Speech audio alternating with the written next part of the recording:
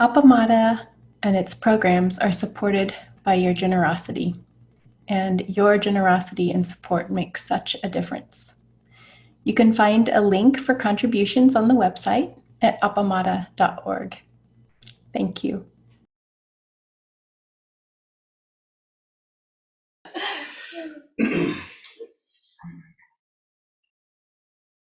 Thank you all. Thank you all. It really is my honor. I haven't done a Dharma talk in quite a while, and it feels really good to be tapped into the Dharma in a kind of more formal way.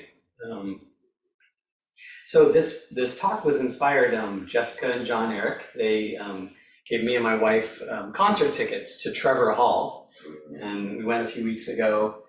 It was a beautiful night, beautiful music, and there was one particular song and lyric that came up that made me say to John Eric, this would be a great Dharma talk.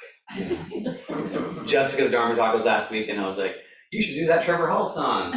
And then she did something else, and then Monday of last week, I just sort of started typing and had a little spontaneous riff come up. So I guess it was my Dharma talk to give. So I thought we would start with just playing the song, and Nellie's going to play it for us, and then I'll just share what it inspired in me. So get in your best song listening stance.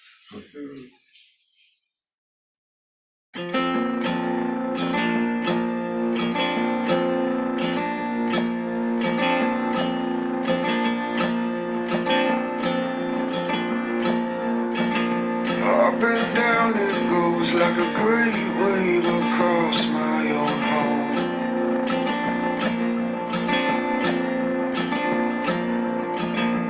All the questions of the mind trying to find a way to show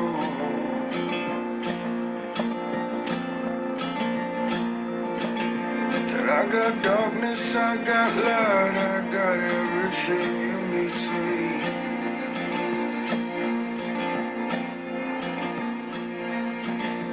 Don't deny any side, I don't cut branches off my tree. Great storm clouds, holding rain, it's part of nature to hold a bit of big. All year long, that rain falls and then we watching the thing grow. Watching the thing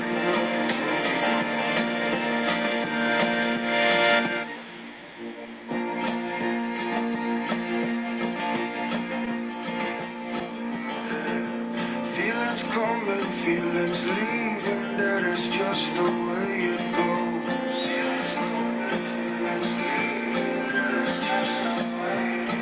Had to surrender to the mystery I often never know. Oh, treat it like a way to treat it like a never-ending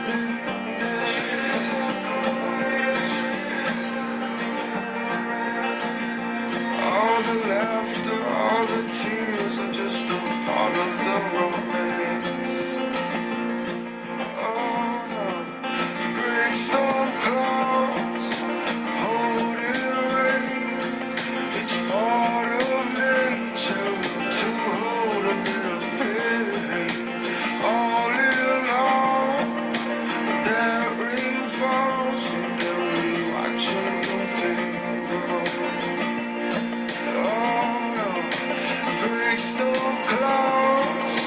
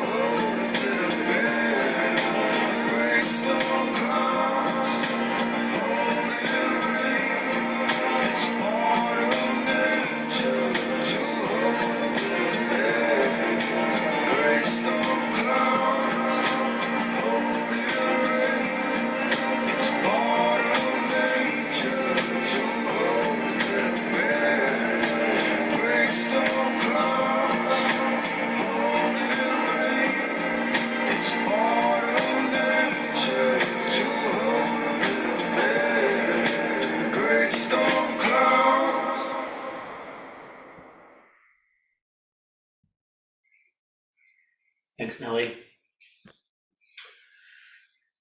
Okay, so the first verse, up and down it goes like a great wave across my own home.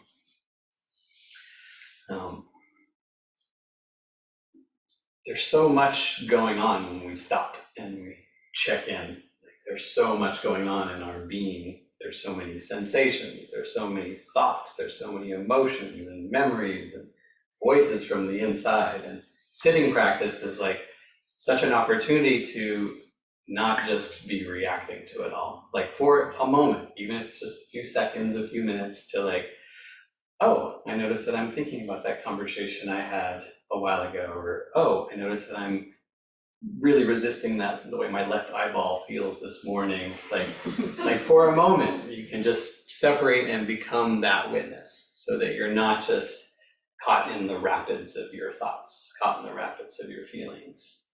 And it's a radical thing, I think, just that practice of unblending from your experience for a moment, turning towards it with some kind of curiosity, so that you're not just blended with it and reacting to it.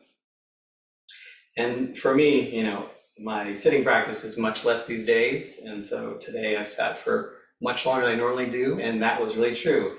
Like a great wave crashing over and over and over. All the questions of the mind trying to find a way to show that I got darkness, I got light, I got everything in between. Don't deny any side. I don't cut branches off my tree.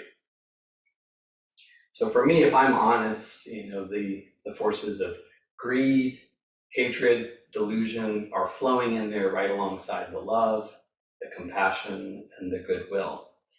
And in one moment, I might be sitting in some kind of blissful experience, like a body of light and love, and then the next minute I'm hunting that mosquito that's been stinging me for the past 30 minutes with a murderous rage. So there's literal, you know, I feel like that separates us from the arrogant politician, the murderer, the thief. Like, it's like, you know, there but for the grace of God go I. You know, our circumstances, our genetics, the neighborhood that we were raised in, how we were nurtured. All of these factors, you know, have such a great influence on us. And so practice invites us to open up to the space that holds it all. And that takes me to the first hallmark of existence, no self.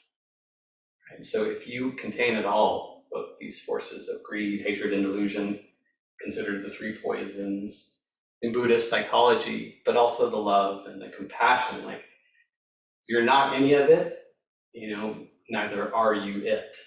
Like, you're a space that it all flows in.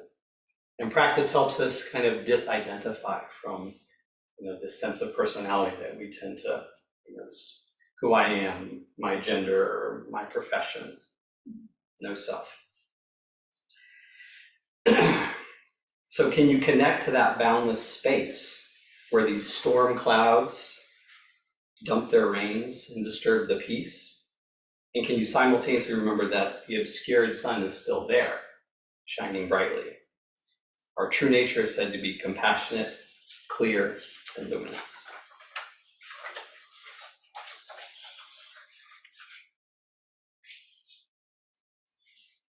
And this refrain, great storm clouds holding rain, it's part of nature to hold a bit of pain. That one takes me to the Buddha's second hallmark of existence, dukkha. Dukkha, or suffering, dissatisfaction, AKA sometimes described as a wheel that's slightly off kilter, needs to be true, slightly wobbling. Great storm clouds holding rain, it's part of nature to hold a bit of pain. So I don't know about you all, but when I start to feel some kind of discomfort or distress, it feels like something's wrong. It feels like something's wrong, and immediately I'm like, what do I need to eat? What's the practice I need to do? What's the exercise I need to do? Where do I need to travel to? Just some way to get away from the discomfort and the pain. So feeling slightly off is part of being human, and it happens. And there's nothing wrong even though it feels wrong. There's nothing wrong, even though it feels wrong. And again, this is a radical concept, to not think about our suffering, our pain as some kind of failure on our part, or something that needs to be rectified. It always feels like an affront, like this shouldn't be happening to me.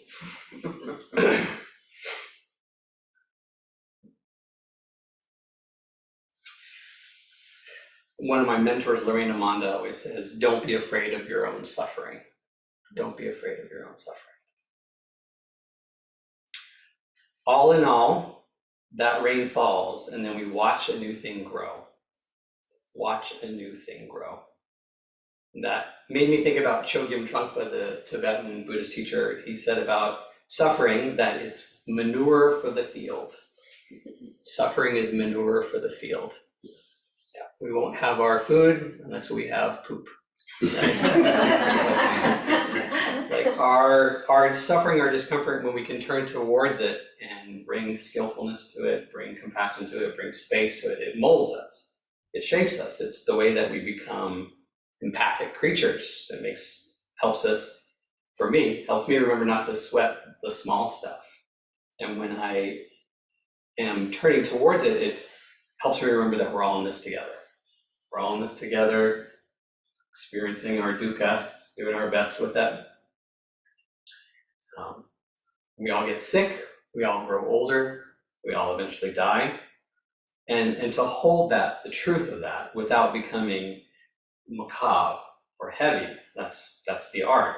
But not resisting or suppressing the reality of the pain, that can be a gateway to remembering things like to look at my wife more deeply into her eyes, or to, kind of smell the head of my sweaty 4-year-old son, and just noticing that he's no longer a baby, he's now a boy. And this idea of like I remember the other day I was really suffering with this idea. Part of the practice for me of fatherhood is providing and all the stresses that it brings. And I remember coming in to sit, and I just had this moment where I was just remembering, like, oh, I'm sitting on this cushion, and this cushion contains the buckwheat that includes the sun, the rain, the stars, the moon, includes the factory workers and the drivers, and then sitting in Zenda with all of these teachings that have come my way, warm hand to warm hand, that, oh, I am provided for. Like this idea of me being a provider is like being provided for. So I don't know if watching a new thing grow, that was the one thing I sat with. It's like, I like how Flint always says our practice is one of forgetting, like letting go a lot so that essential nature could come through. But there is some way that, like, watch a new thing grow. Like, through practice, there is something new, a new way of being in the world.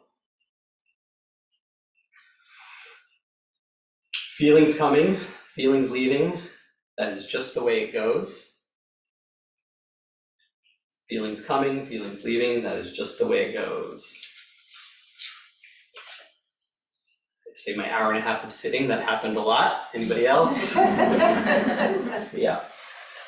But that points me to the third hallmark of existence, anicca, impermanence. Anicca, impermanence. All that arises passes away. It's the eternal truth. The only constant in life is change. But again, there's a way that it's so true, and then I'm always sort of shocked by it. Like, but what do you mean my shoulder can't do that thing it used to do? What do you mean my back is cramping up just from weed whacking? Yeah, so the body breaks down, the world of emotions come in like storm clouds, and then sunlight breaks, and then back again. And this practice invites us to notice how we prefer some experiences more than others. And yet, this practice is just to pivot back towards all of it with as much curiosity and compassion as we can find.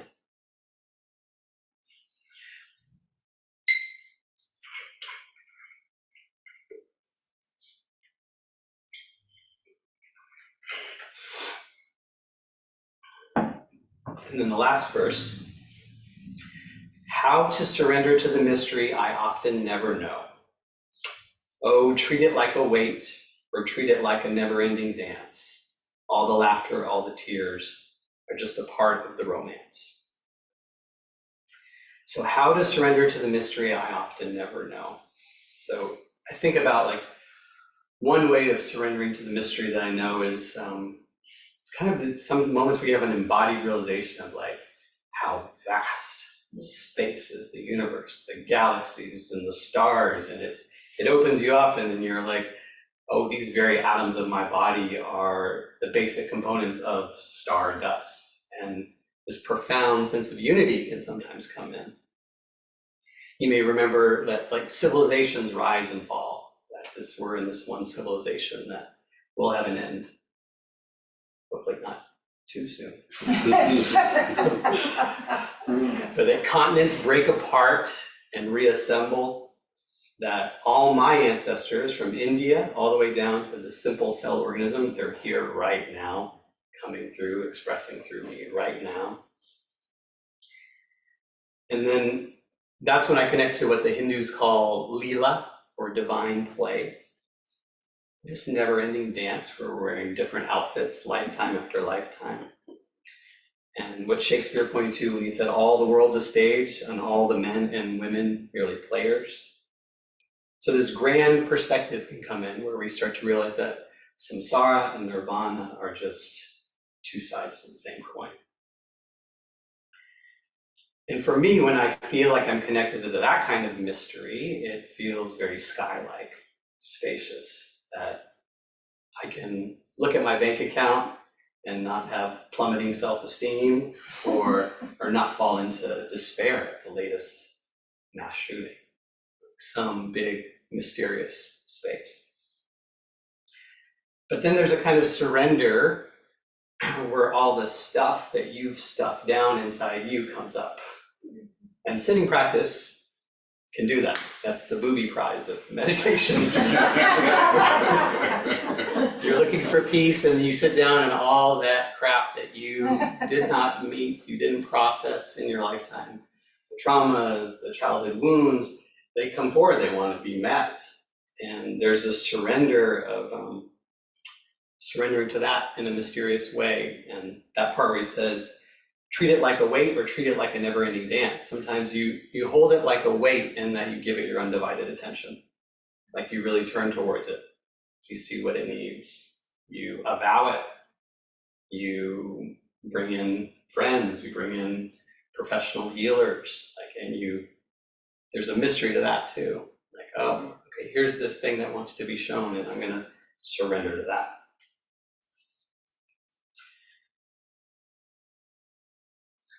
So how to surrender to the mystery I often never know. And it's hard to know, like, when are we avoiding our personal pain in the guise of non-dual awareness? Are we really taking a grand perspective, or are we just dissociating and spacing out?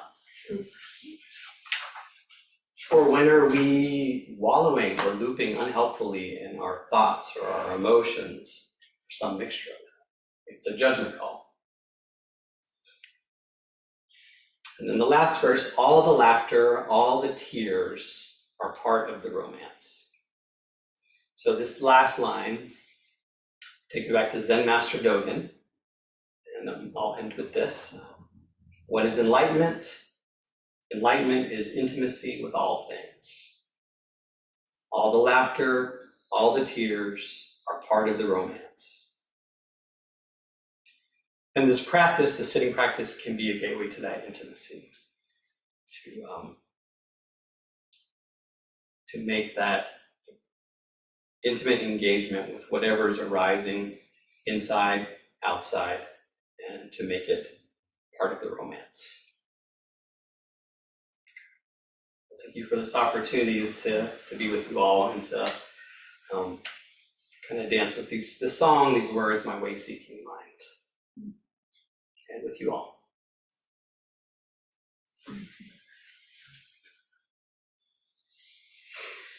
I'd love to hear from you all what's moving through you, all that.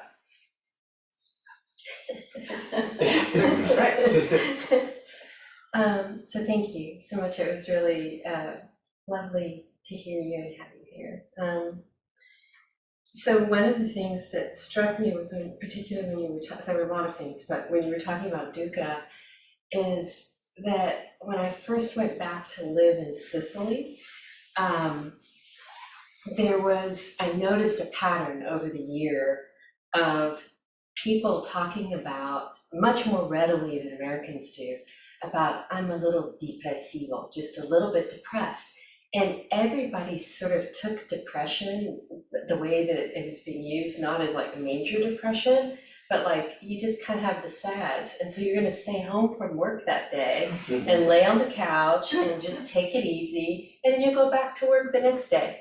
And it was a very like everyday part of being to just sort of recognize that there were these flows and that you took care and then you came back from it. And I remember being struck at how incredibly different it was from American culture and this notion that, you know, you're supposed to be happy, right? That's the face you're supposed to kind of present forward, and if you're not, something's wrong. And so I think I just wanted to highlight that, because I think there's a way in which we, as Buddhists, by acknowledging that all of that exists inside of us, we can make space for everyone, even if they're not Buddhists, to sort of say that flow of, you know, the negative, beautiful, you know, it's part of everything, right? Yeah. I don't know, so I remember feeling freedom when I saw that around me. Yeah. You know, a lot of freedom in a way that I don't typically, you know, or I didn't typically feel here, you know, so I don't It's know. like a culture that was welcoming in such a primary aspect of being human. Yeah, but also the recognition that we didn't, you know, here. Yeah. Right, and that was that I didn't see it, and I didn't really see that something was being pushed away until I got in a context where it was being allowed in, you know, so, yeah. Thank you.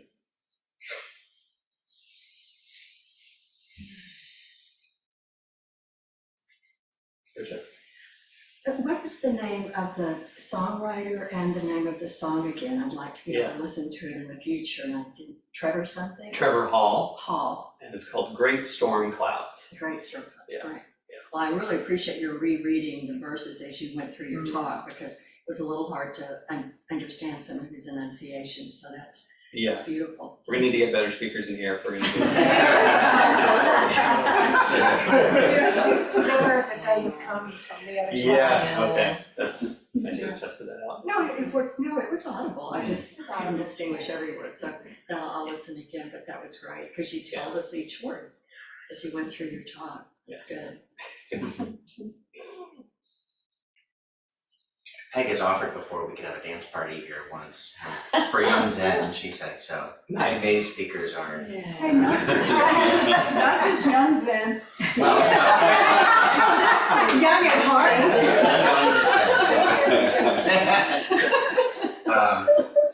I just wanted to thank you so much for bringing this in and really just kind of pulling it apart and connecting it with the Dharma so skillfully. And something that really struck me that you offered was this idea of surrender. And I know for me, when I can feel the darkness moving through me, the sadness, I don't want to collapse. Mm-hmm. And often I conflate those two things, surrender and collapse. Yeah. And so I resist. But the way that you pulled out that line of like, hold it like a heavy stone and feel the weight of it. Yeah. I thought that was really astute. In a way, it's just like, just feel the weight of it. And just acknowledge the weight of it. It's not collapse, but it's also, there's a surrender to that. Like, yes, this is here. So I want to thank you for that. Yeah, I love the way you just said that.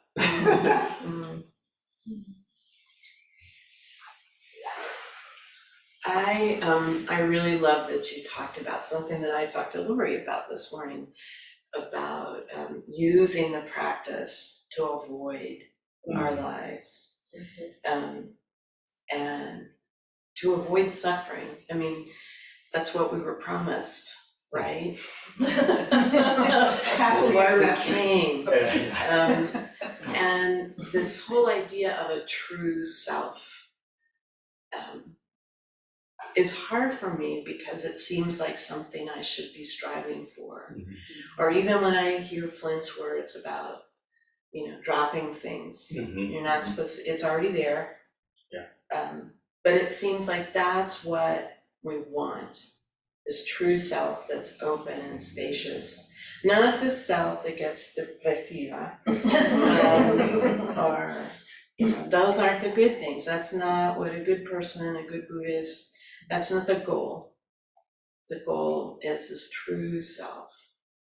I think I think a lot of times I feel like the teachings, and we as practitioners hold that up as, that's what we're moving towards, and so this stuff is not It's so not tricky. valuable, yeah. Sorry. you can interrupt. No, Yeah. that was it, thank you. Yeah, well, I don't know if this term may be familiar to you all, but spiritual bypassing, just to speak to the first part of what you said, that, using our spiritual practices as a way to avoid pain. Like it's easy to feel pain inside and then just go big, go with your, oh, it's all impermanent, or like kind of stick with the vastness. And then there's some way that, something stays unresolved within us and eventually will show up again.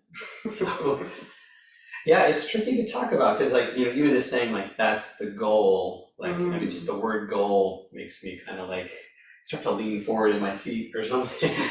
And then this practice, even how we're taught to sort of sit, is the kind of in this place of neither, moving towards or nor retracting away, a kind of upright receiving, and it feels like an accident or something that, like, when we stumble across and when things fall away, and this whole notion of a clear, luminous, compassionate self arises. And for me, I feel like even some taste of that is always followed by like the opposite. Like that's always been my experience. Like I count when my first Dharma practice was in Vipassana, where it was like boot camp like meditation, where you're waking up at 4:30 and you're meditating for 10 hours a day, and you're not eating dinner, and so there's no phones, no books, no nothing. And so like I could like predict, like I might have a sitting period where this taste of this thing of like where it's like it feels like pure energy, there's like a kind of goodwill that comes. And then the next session, I would just be fantasizing about food for an hour. But there was a way, I feel like I'm not there. It's interesting how Dharma practice, like it's like a training. Like at that period of my life, it was like I could see myself fantasizing about food and be like, oh yeah, of course, that's what's here right now. Now that I don't sit as much, I don't feel like I remember it. But in the moment, I'm fantasizing about food, and that's all I'm doing. I'm blended with it. You have someone on 2 questions. Yeah, today. thanks. Yeah. That whole thing about enlightenment is an accident, and Zazen makes you accident prone. That's all that I can think about when you talk about that. Like it's like trying to not hold it as a goal. Like to kind of just notice moments when things drop away and what that feels like. And then notice when it goes away. The next thing happens. Your knee hurts. You're bored. Yeah, thank you. I can't see whose hand is raised. Rosemary first. Rosemary, please. Oh, there's the hand. Yeah. Hello. Thank you so much, Rupesh. What I appreciated so much about this song is there was so much acceptance of everything in it, and just a lot of wisdom in that.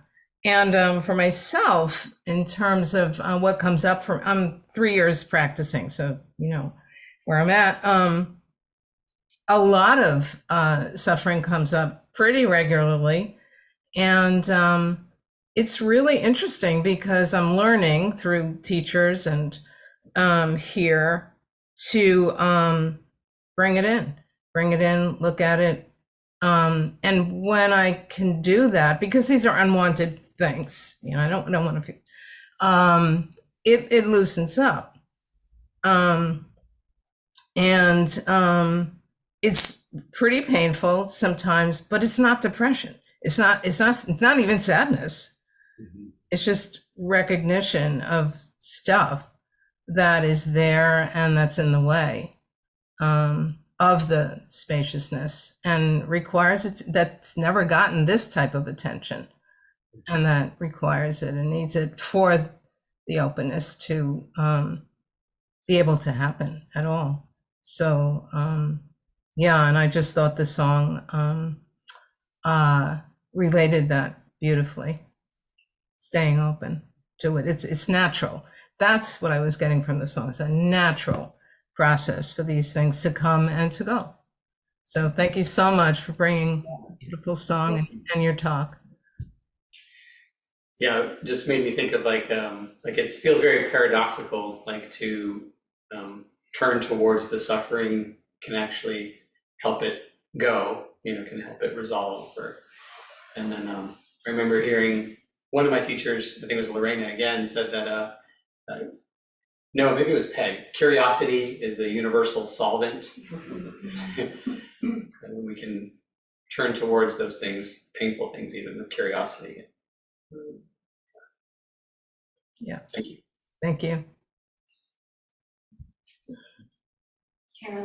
Carolyn. Oh, hey, Carolyn. Hi, this is Hi. so joyful that you're doing this, Rupesh. My heart is full. And then I had a tinge of grief because I was supposed to be at that Trevor Hall concert with you and Catherine and Jess and John Eric. And so what I'm bringing is that Trevor's song also brought up for me this notion of my practice is really working with feeling into what for me is just endless grieving over my cancer, over things that are changing, over things I can't control. And it's this waves of allowing the grief, like Mother's Day, I just bawled all day. So allowing it, but then also that there's a part that's worried if I allow it too much, I'm going to get so blended, it's going to take over and it's never going to end. It's going to be this vast, deep pit of grief, never ending, boundless grief. And so then I get this notion of I have a choice not to sit in it. It's like bringing that self energy, the observing mind to it. So I'm just curious because I'm really struggling with the allowance and then making the choice to not sit in, and I know this might sound rough, but I call it my victim programming. And I don't mean it to be rough. I don't look at that as a self-criticism. I just use it because it's like it cuts it. Yeah. When I do that. But I would be really curious about your thoughts about that, like allowing and then also having to make the choice so you don't get totally blended in that experience. Yeah, thank you for that. It's like I just heard like sitting in and sitting with, sitting in and sitting with, like if you're blended with it, it feels like, say it's the grief, it's then you're flying down the Niagara Falls of grief and you're just with it. And that idea of sitting with it, like when the observer comes, then it's like, oh, okay, this is grief. What's my body like in this grief? Oh, I feel this ache in my chest. Oh, my eyes are heavy. Oh, what are the words that are here with this grief? Or what's the memory that's running here? And that unblending, it's like kind of like that holding it in the lyric, like holding it like a weight. Like you give it your full attention, but in this particular way where it's like you're looking at it from all angles. What's the body like here? What's the emotion here? What's the thoughts here? What's the memories here? Like all of it. And in some way, now you're not, tumbling down the Niagara Falls, but you're watching something unfold. And that's the practice. It's hard because usually what happens is like you do that for a moment and then you're back tumbling down the falls and you're lifted out. But those moments where you kind of can lift out, and then, bring it in connection, there's grace there. Something beautiful about that, healing about that. So it is that notion. I really appreciate this because it's that distinction. Sometimes I feel like, gosh, if I don't feel the experience to its extent, then I'm not allowing it fully. Where what you're saying is, I do have that practice where I do somatically go into my body. How am I feeling this? I can even picture sometimes the age of a little part that might be manifesting this, and picture that little part. So there's like a separation, so I don't get totally taken over by it. But is that fully experiencing? That's what I'm toyed with. Like, what is the full experience? Really allowing it so that it can run through me. Yeah. Well, I think that's what that lyric, how to surrender to the mystery, I often never know. Like, yeah, like sometimes, I don't know. What does that mean to fully experience it? For me, it is so much about connecting to the body because that's the most visceral part of it. And if I can name and label how the experience is arising, like, oh, buzzing, oh, heavy, oh, oh, a big wave of grief, like a tidal wave, oh, small pieces of grief, like a lapping waves, and you can keep feeling it somatically. Like, there's something about that for me that offers the space for lots of energy to unfold.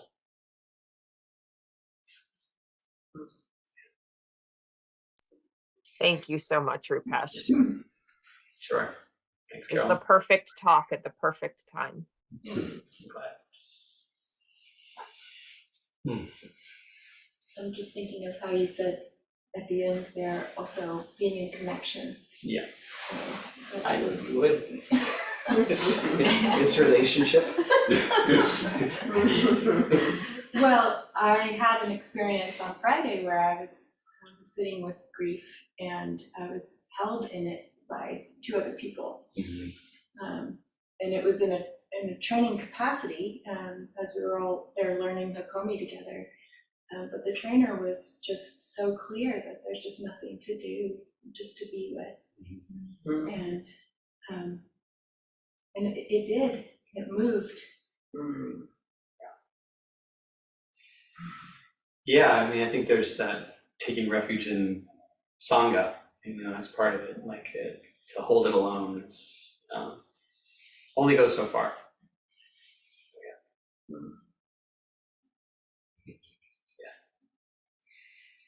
And I hope you know I meant that in the most flattering way. Because as soon as I said the word, bring it into relationship, I had a da-da-da-da-da.